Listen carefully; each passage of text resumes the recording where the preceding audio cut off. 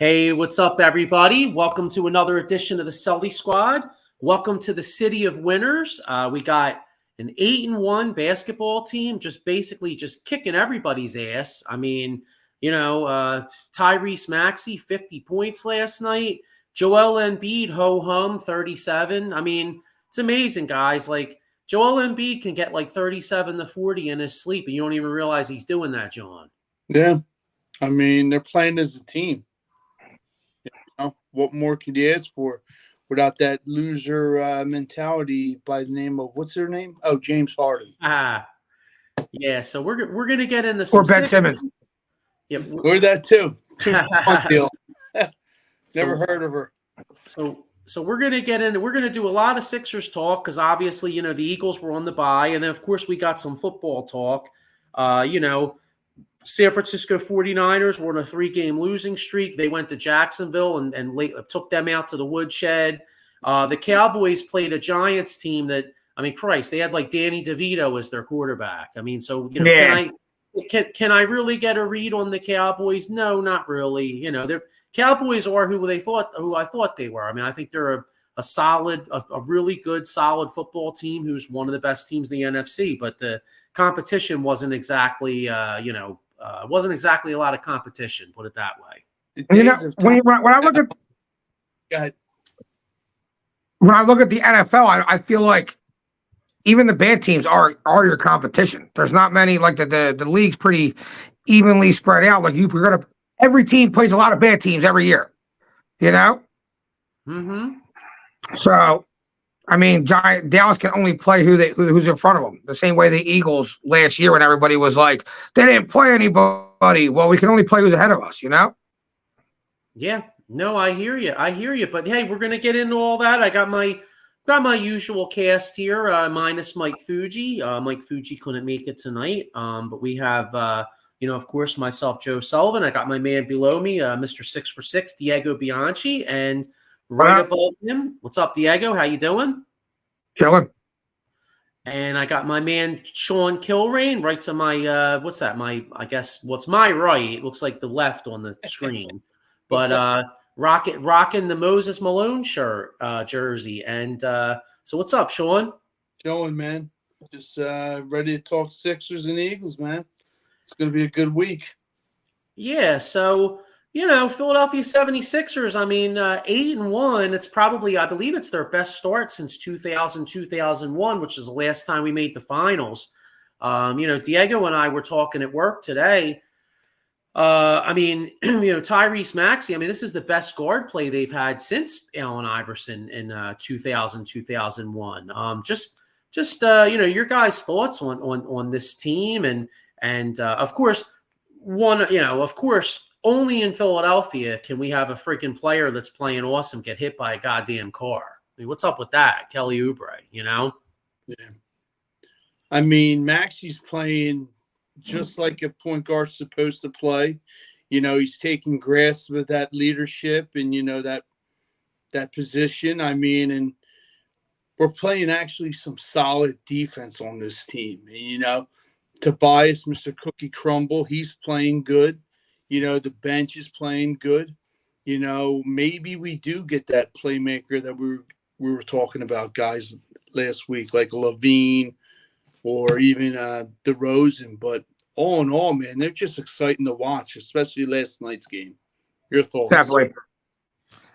Yeah, I agree. I mean, so I'm going to call myself out right now. I was one of them guys that were like, trade Tyrese Maxey for Dame, trade Tyrese Maxey for this person.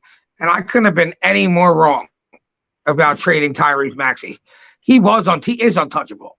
And the way the Sixers went forward with every time they talked about moving a player, acquiring a player, them making Maxey untouchable was the best decision ever. The dude is unbelievable. Yeah. I didn't think he could take this next step. I thought he'd always just be that first scoring option guy. But the most impressive thing to me is his assist. He's getting everybody involved. He's moving the ball where it should go. Everyone knows he can score. Ratio too. Yeah, he doesn't turn the ball over a lot. Like Tyrese Maxey is just everything I didn't think he would turn into in 9 games. Now, let's granted, it's only been 9 games, but I think I've seen enough. I think this is the Maxey we're going to get all year. And Frank Nurse, man, what more could you say? Doc Rivers, who? Like, he's just got a guy. He knows how to play these guys, and it seems like he's a player's coach. It almost seems like if you have a question, maybe he's going to try to find an answer for it, or give you his answer, or what's best. You know, it's not like Doc letting everybody be what they want to be, and we all know that from the Harden of last year. But what are your thoughts, Joe? Right. No, I mean, I'm right on point. I'm right on point with you guys. I mean, Maxey, I've been a Maxey guy, and he's playing great. He's taken that step. It's almost like that Jalen Hurts leap. You know what I mean? That he's taken that Jalen Hurts leap from 2022. Obviously different sport, and then just the chemistry of this team. I mean, Nick Batum has come right in. He's fit right in. He's playing well. All these guys are playing well. Covington, man. Covington. Like, it's like he wasn't even gone when he was with the Sixers. Like, his defense, his hustle. I just love it, man. It's awesome. Yeah, no, I love it. Whatchamacallit? Any other thoughts as far as the Sixers? I mean, Joel Embiid's the MVP in his sleep. He doesn't even have to try hard. Like you said last night, at 37 points, I was like, damn, he has 30. He has 30 or 30 points or whatever. I was like, holy shit! It was like out of nowhere. 13 rebounds, 7 assists. Yeah. And then Maxey 50. It's like, oh man, like it's unheard of. But I'm happy for the kid. Like you said, Diego, sky's the limit. It only can get better. His ceiling's so high, it's not even funny. Yeah, I agree. And not just scoring points, he's doing it efficiently. It's not like he shot like 100. He went 20 for 32, 7 from 11 from 3-point line. Like that's efficient scoring. That's amazing. That's Steph Curry-ish, Yeah. And he hustles the Celtics game that I watched, even last night's game, the way he steals the ball and blocks the ball. He's just that feisty on defense, man. He's like a little pest, a little gnat, and he just executes. And when he executes well. It's like, you don't think it's going to happen, but boom, a steal, a rebound. I mean, he's doing it all, man. Yeah, he even fights for rebounds. He had like 7 boards the other day. Yeah, little ass dude. He gets up for them boards. He has no problem being around the rim. And he's not scared. You're right, and that's what this team needs. And just like you said, it is Philly. Gritty. Yeah. Hustle.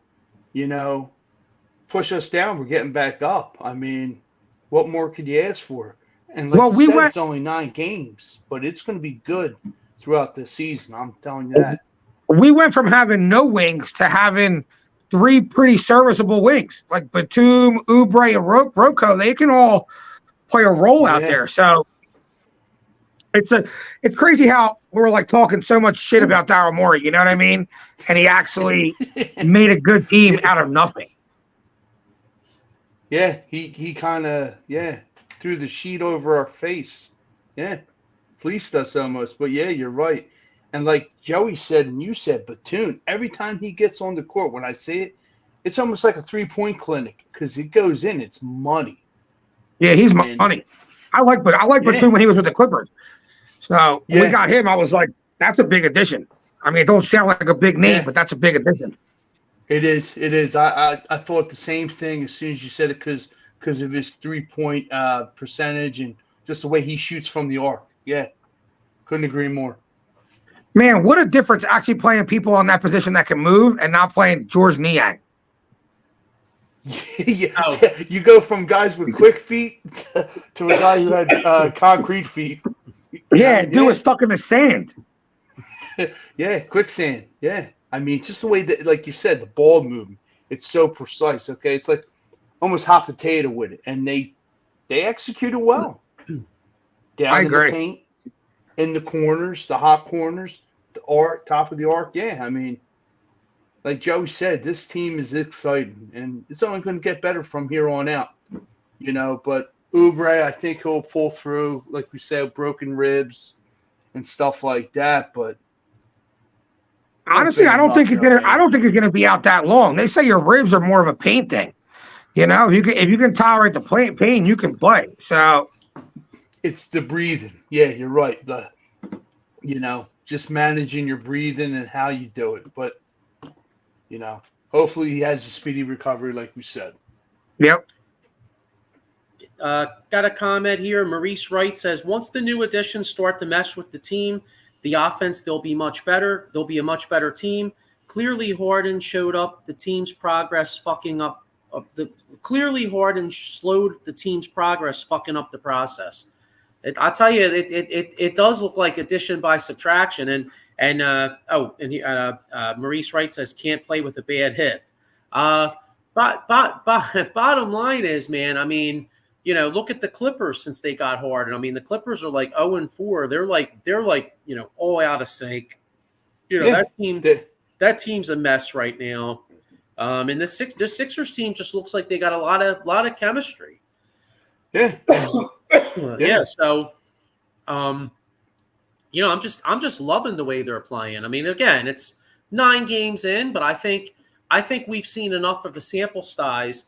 With the step that Tyrese Maxey's made and the depth of this team, and with the MVP of Joel Embiid, I've seen enough to know this Sixers team is definitely top 3 in the East, no doubt. Oh, absolutely. And they showed you. Go ahead. No, you go first. I'll go ahead. I think it showed us, that we can hang with Boston, which is awesome. And a lot of people count us out, but the way I see it, I think we're going to hang, So bring on anybody. I mean, I thought this team, regardless, coming into the season was a 3 seed. I think you can put Embiid on any team in the NBA, and that team would be a 3 seed. Put him on any bottom tier team in the whole entire conference, and that team goes from the bottom of the conference to the top of the conference, no matter what. That kind of caliber, he's top 3 player in the whole entire NBA. Look at all the top candidates, like the top best players. All their teams are up in the top conference, like top of the conference. Jokic, Steph, Giannis, like their teams are always going to be up there. So I thought they were going to come in being a 3 seed no matter what. What's more impressive to me is I think they're the best team in the Eastern Conference. Mm-hmm. From 9-game sample, I think we're the most complete team in the whole conference. Mm-hmm. Yeah, no, I hear you. I definitely agree. I mean, and the Eastern Conference so far right now, I mean, it's just not, Milwaukee's really tough. Obviously Boston's really tough. Miami's starting to play a little better. So Miami's, I think Miami will be maybe a top 4. But yeah, Sixers are going to be right there, guys. Definitely. So they're talking about, I keep hearing something about like Donovan Mitchell in a trade. He's already not happy in Cleveland or something like that. Really? Nah, I didn't even hear that. Wow. They were talking about it on the radio the other day. Like when Donovan Mitchell can possibly be traded like a deadline or something like that. They're hearing rumors about a trade that he wants to trade or something like that. Okay. And who else is pretty playing good ball? B-ball Paul, my man with the high energy. Yeah, he's playing great. Yeah. Yeah, definitely. Definitely. I love the way he's playing. I love the way the bench is playing. It's just yeah, man. I mean, like I said, the sky's the limit for this team. True. But yeah, I mean, and then it remains to be seen, like, what are we going to do as far as what are we going to do as far as like the trade deadline? Like, are we going to make a move, or you know what I'm saying? Like, I don't know. I think we do, to get that, like we said last week, the 3 of us, get a playmaker.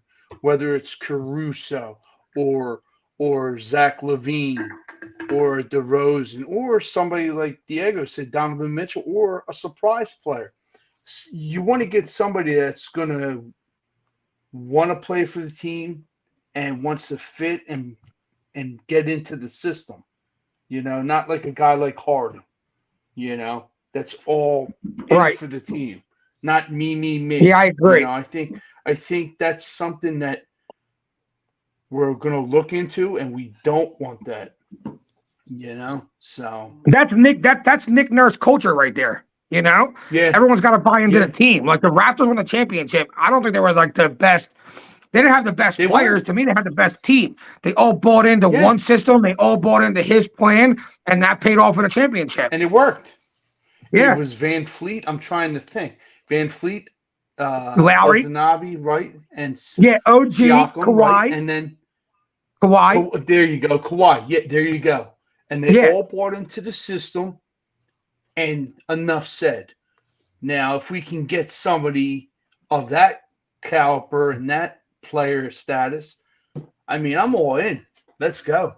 Yeah. I got a comment here. Maurice Wright. Kyrie would make Embiid hit the paint with his superb ball handling.